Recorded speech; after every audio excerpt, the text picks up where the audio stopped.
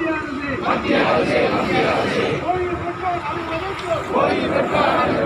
ஓய்வு பெற்றோர் அனைவருக்கும் மருத்துவ காப்பீடு திட்டங்களை அமல்படுத்து.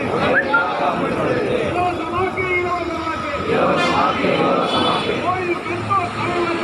ஓய்வு பெற்றோர்